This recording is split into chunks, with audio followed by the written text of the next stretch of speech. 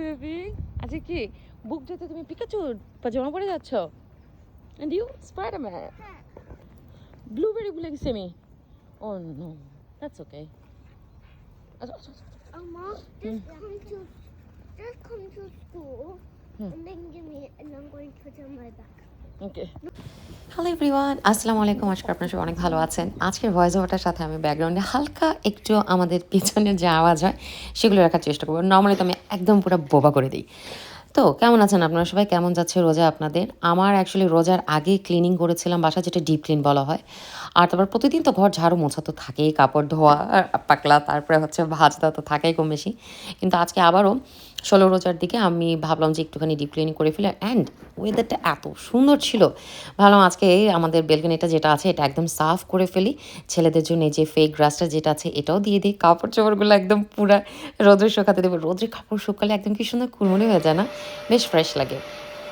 তো আমি আজকে একটা খানা বানাবো, নান বানাবো। এর জন্য আমি আটা বলতে যেটা সাদা আটা ইস্ট দিয়ে করে রেখে দিলাম।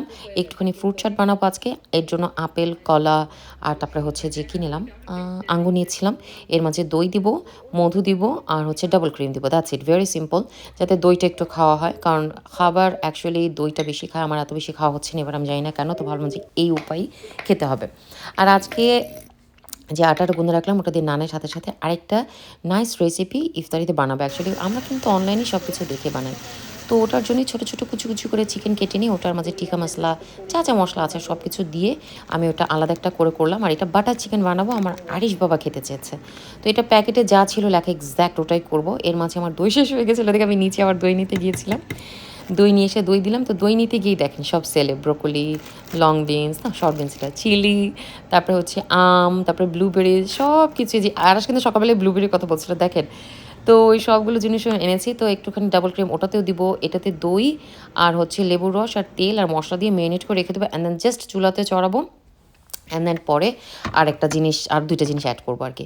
তো এই যে লেবুর শরবত বানিয়ে রেখে দিলাম, কারণ আমার ছোটো দুই ছেলে যখন আসবে, ওই যে বারান্দায় যে আমি কার্পেটটা বিছিয়েছি ওখানে এসে বসে সে বলবে উফ কি মজা, পার্টি করবে, ওরা লেমনেড খাবে। তো আজকের ওয়েদারটা বেশ ভালো ছিল। এই তো দেখেন এদেরকে, মাশাআল্লাহ আলহামদুলিল্লাহ বলতে বলবেন না? I ate the ice. কি করতেছি? What's it?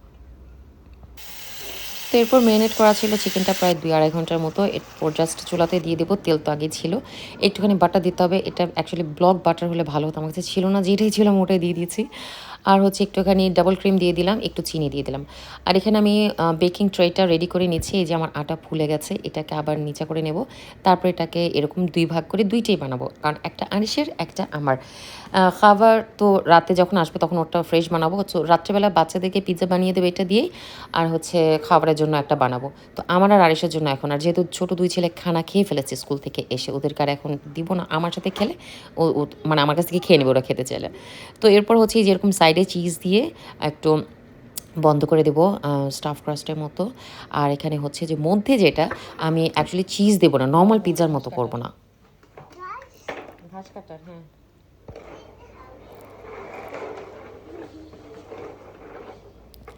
কাজের মাঝে যে কত কিছু আসে, এনিওয়েজ এটা সো মধ্যে চিজের মতো চিজ দেবো না, জাস্ট ডাইরেক্ট এটি একটু গ্রেভিটা আমার একটু ড্রাই হয়ে গেছিলো, আর একটু রাখা দরকার ছিল।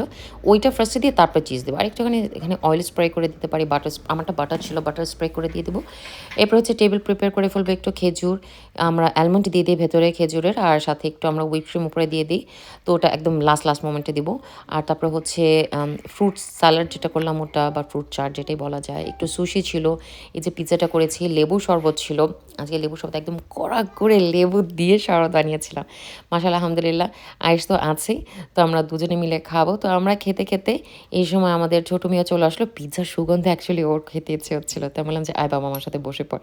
তো ও অ্যাকচুয়ালি বসে পড়ে, এই মান্থে এমন বেশি একটা বসে না, ইট ডিপেন্ডস যে ও কী খেতে চায়।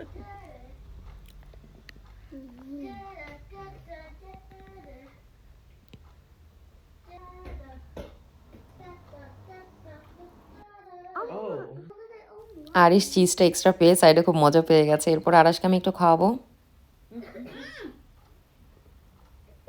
ইস কি প্রশংসা ওর, শুনেন। মাশাআল্লাহ আলহামদুলিল্লাহ, লাইফ ইজ বিউটিফুল। সবাই আমাদের জন্য দোয়া রাখবেন, আপনাদের জন্য অনেক দোয়া ভালোবাসা ছিল। এই ছিল বাচ্চাদের পিৎজা রাত্রেবেলা।